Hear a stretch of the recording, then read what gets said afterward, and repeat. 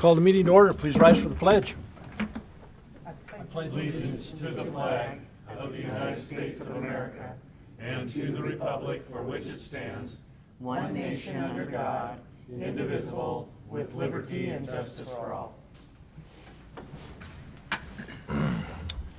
Welcome to the October 6th, 2020 Post Falls City Council meeting. Shannon, please note all council members are present. And under ceremonies, announcements, appointments, and presentations, tonight we have none. And I believe we do have an amendment to the agenda. Yes, Mr. Mayor, I'd like to request that item E on the consent calendar be moved to new business. Second. Motion second. Further discussion? Shannon, please take the roll. Wilhelm. Abstain. Borders. Aye. Anthony. Aye. Wolf. Aye. Malloy. Aye. Thorson. Aye. Motion passes. Thank you.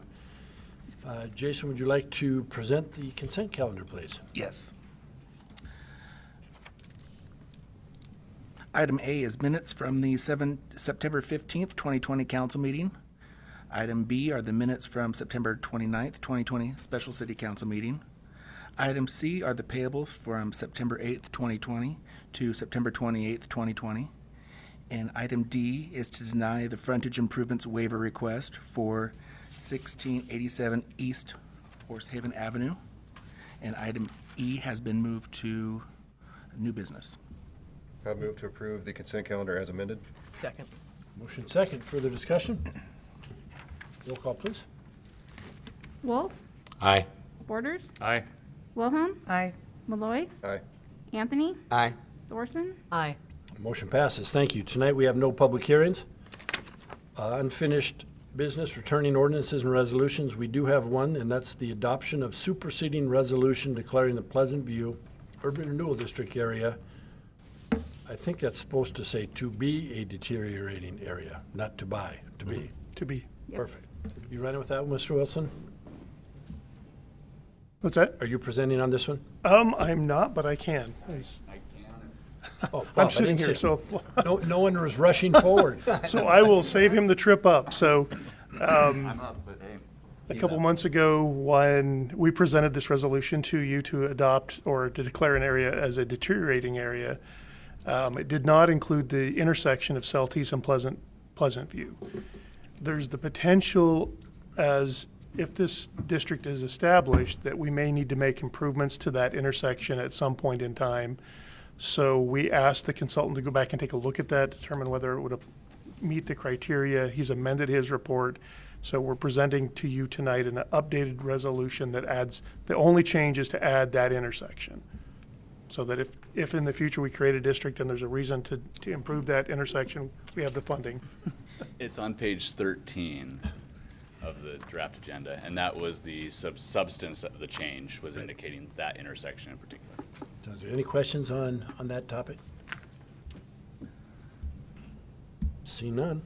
I'd move to approve the adoption of the superseding resolution declaring the Pleasant View Urban Renewal District area to be a deteriorating area. Second. Motion second. Further discussion? Roll call, please. Borders. Aye. Wilhelm. Aye. Malloy. Aye.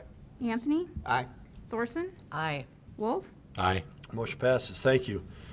Tonight under new business, we now have two items. The first is the financial policies, purchasing policy, capital asset management policy, and the budget manual.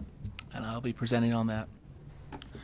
Good evening, Mayor and Council. These are three policies that staff has been working on, and we want to just formalize what we are actually doing. That way there's some policy and procedures that everybody is aware of what actually occurs.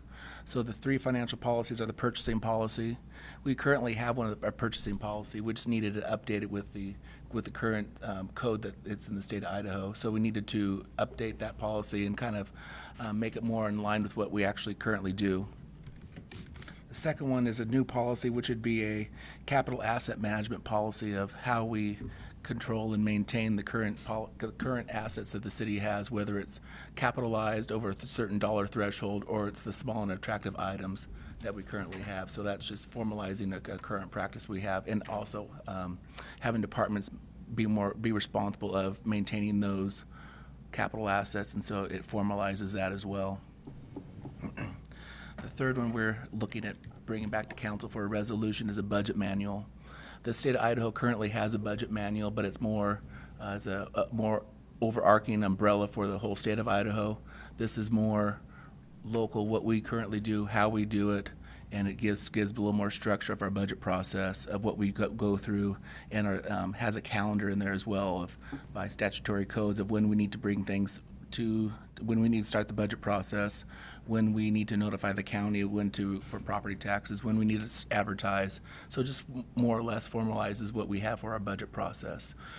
So instead of bringing these as a resolution, what I wanted to do was let you know what's going to be coming back if council instructs me to bring them back as a resolution, to have, you attach the policies in your budget, in the council packet to see what we have bringing forward. So, Jason, quick question Yes, for you. sir. On the purchasing policy, I know that received a lot of scrutiny and review, I don't know, 3, 4 years, 5 years ago. Yeah. Were there any significant changes to that? we had like the dollar thresholds, the threshold changes whether we have to go out for, whether we can do a non-competitive bid, a competitive bid, and also there's certain rules that had changed with public works process, public works contracts. So we wanted to be more in line with what the state has. Did Warren have a? One other thing that we've added in the purchasing policy is there's a lot of kind of random purchasing requirements that you don't know about if you don't do this all the time. And so we wanted to create a manual that was a little bit more user-friendly for someone who came in and was making a purchase for the first time.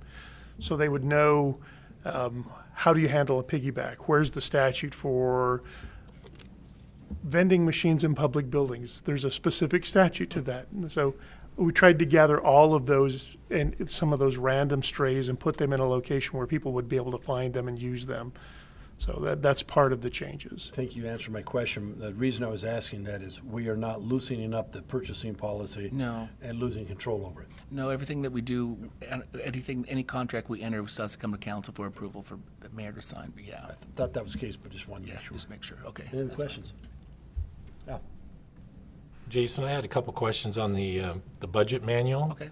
There's several funds in here that are referenced that I don't know that we have these type of funds. Is that Which question particularly? permanent fund, investment trust funds, private purpose trust funds? Do we have any of those? We don't, but that gives us the ability to create those funds if we do have them. That way we don't have to go back and update the budget manual. We just list them all out. And then if we do have those types, they'll already include our budget manual. We don't have them, you're Okay, correct. I didn't think so.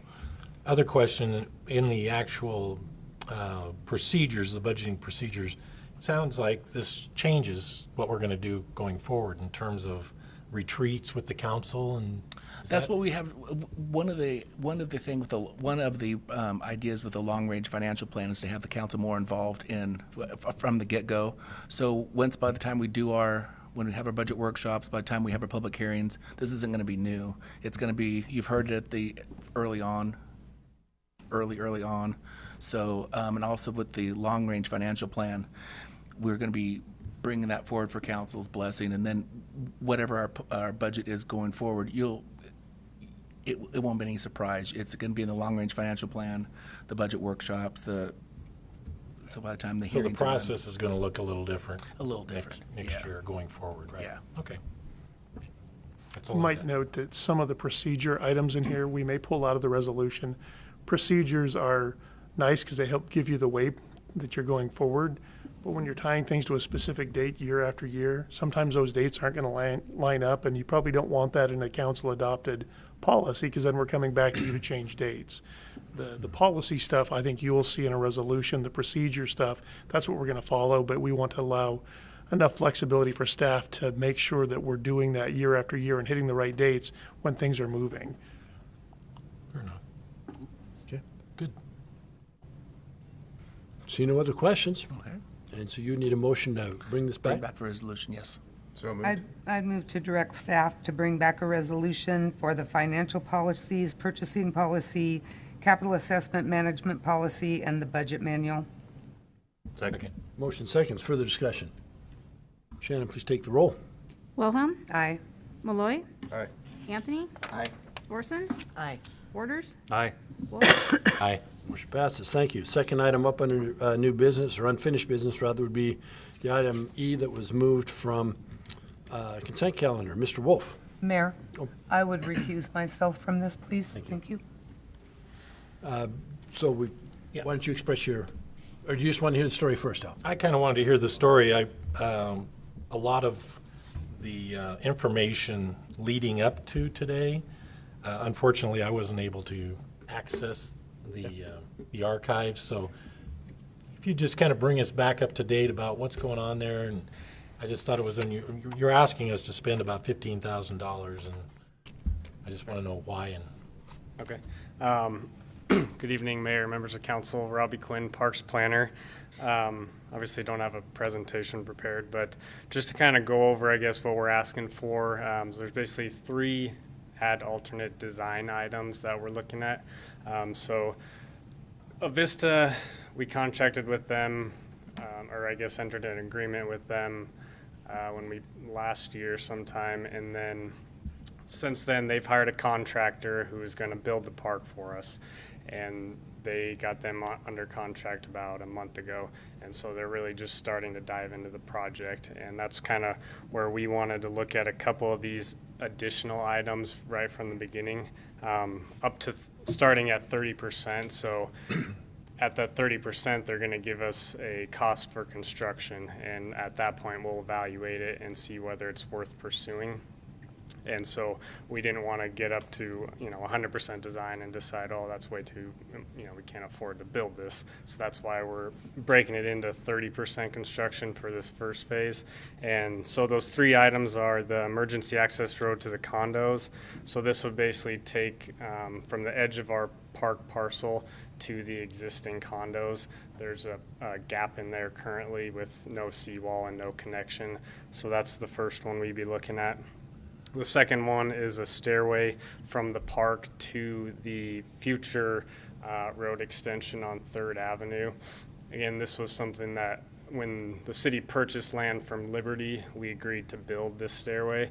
And so this is kind of looking at the initial portion of the design to get it started. Obviously, the road's not in, so we don't want to build it all the way up at this point because we don't know what the elevations will be.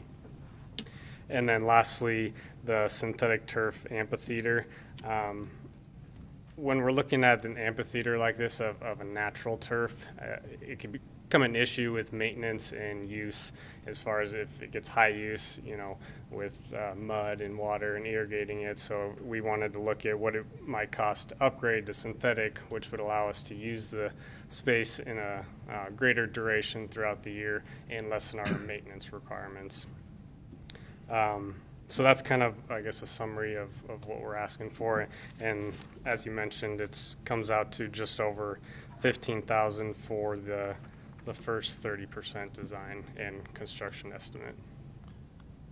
so that, I guess that's my question is, is this an estimate of what we think that those changes will cost us, or is this just the cost of asking them to design this? So this gets them to a point in design where they can actually estimate it, because they can't estimate something that's not designed. So they are designing it to 30%, which gives them enough detail and information to provide us with an estimate for construction.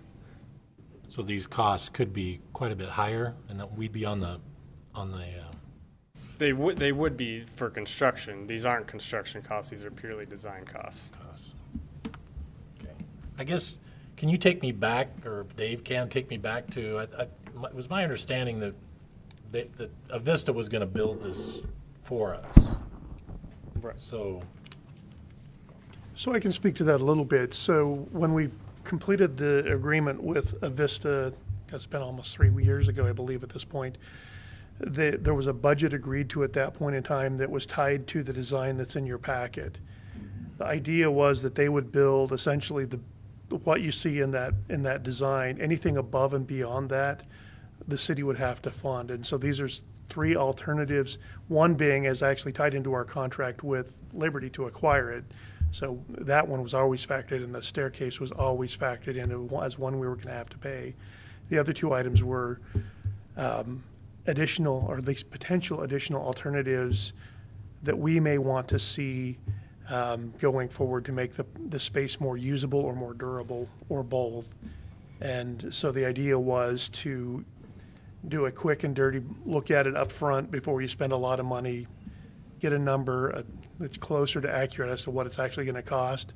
And then once you have that number, you can make some educated decisions on whether or not what you might get out of it is worth what you're going to have to pay for it up front. So we really don't, I guess I'm zeroing in on the synthetic turf piece.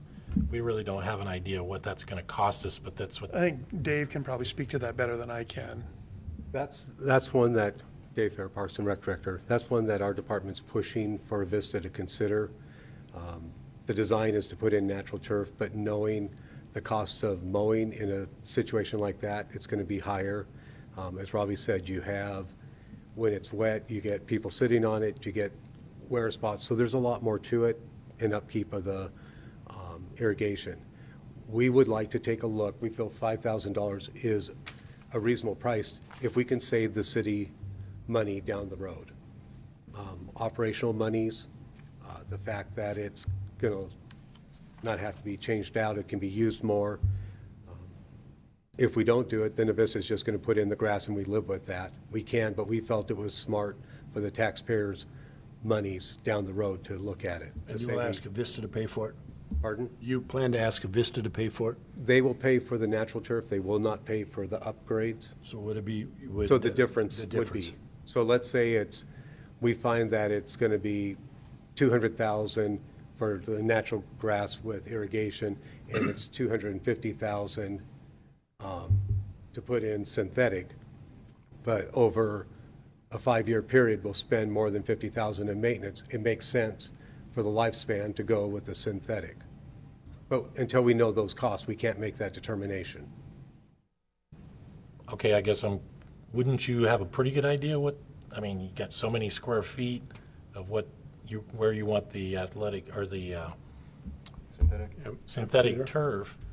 Wouldn't you have a pretty good idea what that would cost? We have a general cost, but what we don't have is, you're taking a hillside, you're putting in a cement foundation, through that, the width of it, how far wide that design is, the compaction of the soil, what they need to do to strengthen it. So at best, we're going to give you a very rough. It's in my mind that we're close enough to make it worth the look. Do you have any idea what that close enough is? I mean, I think it's going to be, synthetic will run anywhere from 50 to about 75,000 more to do that whole area. okay, that's kind of what I was looking Yeah. for. I mean, because I don't want to spend $5,000 and have you come back and say, yeah, it's going to cost $250,000, and we're sitting here going, whoa, we don't want to spend $250,000. I don't want to spend 250,000, but I think you get into that, closer to that 50,000 to 70,000 range, it's cost effective for the city in the long run. Okay. These type of surfaces last longer than a sports field, and they're not the rubber underneath and stuff, so it's a different Okay. system. Carrie? So if Avista was going to pay, or would pay for the turf, Correct. and then the difference between the turf, if the city decided to go with the synthetic, so is Avista still paying for the amount that it would have been Yes. for the turf, and then we would pay It's only on the difference. Okay. So basically, they'll provide us with both numbers, one for the natural and one for the synthetic, so we can see the difference. Steve? Yeah, Dave. Now, the Esplanade in front of the condos now is open to the public, but it's just pretty much impossible for the public to access it, or? Is that right? Can I defer that one to our legal counsel? You can get there, but it's not paved. Well, I just wanted, I kept my boat there this summer, and if you don't have a card to get in, it's pretty hard to Yeah. access that. And between where you were and the amphitheater, there's a section that is not finished, and that will be coming back. Well, is that at the next council meeting, Warren?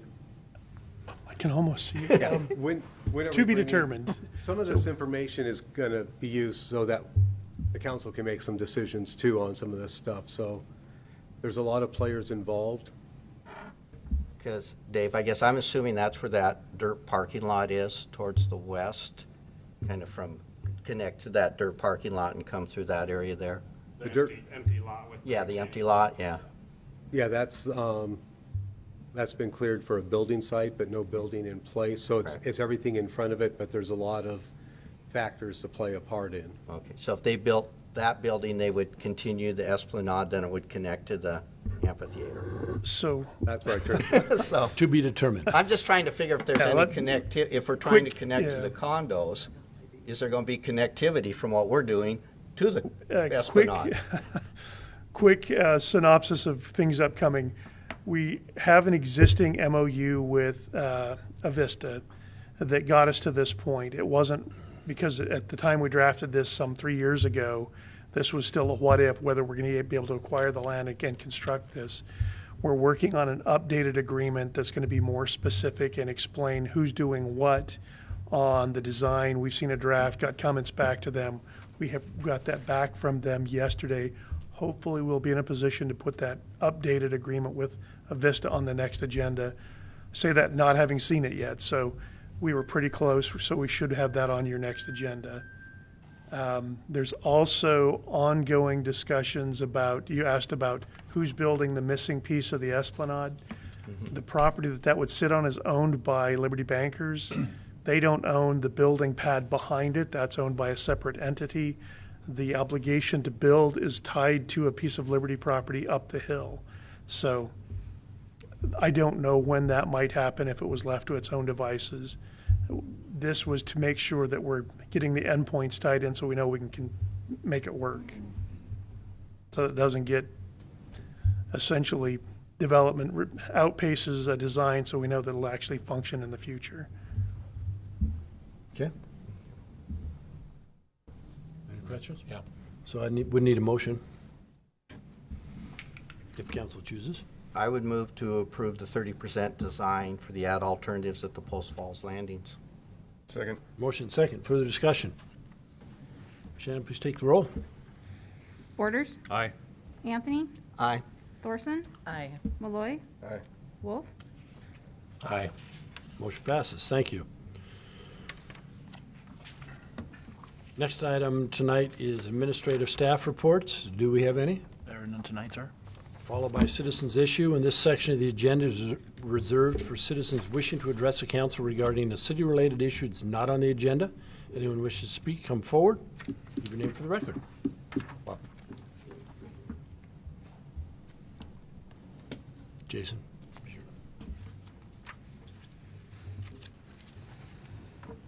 Bob Flowers. Good evening, Mr. Mayor, Council. I have missed your last couple meetings, but believe me, I've been hollering at my TV big time during those meetings. I'd like to address your new sports complex that you approved the master plan on at your last regular city council meeting. I'll first go back to the first time that they brought this in front of you. By the Parks and Rec's own estimates, after this complex was completely done and 3 years of running, it would still lose the city $66,000 a year. Still lose $66,000 every year, even after it's up and running. And I don't know how many of you noticed on their presentation up there where they showed us it was going to be 14.4 million, but there was a non-included also price in there for lights for sports complex. This makes sense, but that price was excluded. That was almost another $500,000. And that was just on the first time, and then luckily Mr. Wolf told them to go back and give us some numbers, give us some way that we're going to pay for this. And they came back with a 20-year, one of their options was a 20-year plan that would take a third of the fees every year for the next 20 years. I'm sorry, there was a couple years in there where they had to rebuild them again. And these fees that they supposedly were going to have this money for were on X number of homes and X number of apartments that, in fact, thousands of apartments and quite a few hundred additional homes over the next 20 years that supposedly were going to be built. But what I didn't hear in that 20-year plan was any what ifs. What if the economy after this next election tanks? What if, people decide we're getting too big and want a more smaller town to move to? There's a lot of unknowns in this. Way too many to buy into a $14.4 million project. So they also gave you a 10-year plan, approximately 10 years, 10 to 11 years. Again, they start out with raising the fees that you guys just raised a month or two ago. Those impact fees. No, sir. No. Okay, I must be wrong with that then. I could have sworn we just had the fees adjusted with the budget, but No. I could be wrong. Wouldn't be the first time. But there's still, I believe it's too much risk for the people of Post Falls. The city already owns the property. The property ain't going nowhere. Okay, so it's safe, it's secure. Why not, if you have to build something now, why not put up a bond or levy something and take it to the taxpayers, the people that are going to be paying for it, and ask them if they want this complex? I mean, they should have the final word one way or another. I mean, this project looks so much like a project that was just completed not too long ago, where you folks got asked to approve a $500,000 budget on a project, and to save your $500,000, this project ended up costing $1.2 million. There's way too many similarities, there's way too many unknowns, and this just does not make sense for the city of Post Falls right now. You guys don't understand. People are hurting out there right now with everything that's been going on this year. Last thing they want to do is buy into a $14.4 million sports complex that may get teams to play in it, or that may get filled up for this, or may do that in 10 to 20 years. Time. Thank you. 2 comments. Number one, yes, we do realize that people are struggling. And number 2, no monies were approved for this. The master plan itself was adopted, so let's not confuse that issue. Mayor, I have a comment. City Administrator Enderud and I were talking about the use of impact fees, and we cannot issue bonds from prior council. They advised that we can't issue bonds and use impact fees as the debt service source. So that's why they were looking at using the impact fees as is. And we'll get more information as we proceed down that road if we opt to. Okay. No one else? Mayor and council comments? I would just like to encourage everyone, is it an initiative on the license fees? Call it a ballot measure. Ballot I'm not measure? sure what its I title couldn't remember, is. so it's a ballot measure. Educate yourself. I'm not saying vote yes, I'm not saying vote no, but there's been a lot of questions on it, and I would just encourage everybody to take a look at that and educate yourself, and then so when you're voting from the knowledge that you have. So, I can't think of anything else. Council comments? I have a question. Kind of to Bob's point too. Do we know, I mean, we talked about the increase in impact fees about a year ago, and I know that there's been some things happen in that last year. Oh, a pandemic. But do we know where we're going on this thing, or when we can maybe move this forward or address it again? We should be moving forward in the near future. You're right, the not being able to do public outreach sort of slowed us down for a time. We're working on a virtual outreach And once that's completed, then it's starting through the hearing process. That's go to the planning commission, then it will come to city council. By the end of the year, maybe? Yes, knock on wood, you should see it by the end of the year. That's not too far away, is it? No, it's coming up Yeah, fast. I'm not gonna drive that stake in too firmly, but that's what we're hoping to have happen. Thanks. Any other comments? Seeing none, we do need an executive session for 2 items. I'd move to enter into executive session pursuant to Idaho Code 74-2061F to communicate with legal counsel for the public agency to discuss legal ramifications of and legal options for pending litigation or controversies not yet being litigated but intimately likely to be litigated, and also Idaho Code 74-2061C to acquire an interest in real property which is not owned by a public agency, that there will be no action taken in this session, and the session will last 20 minutes. 20 minutes. Second? Motion second. Further discussion? Roll call, please. Malloy. Aye. Anthony. Aye. Thorson. Excuse me, aye. Wolf. Aye. Borders. Aye. Wilhelm. Aye. Motion passes. Thank you. We'll enter executive session. Again, please, let's mask up. It's a smaller room.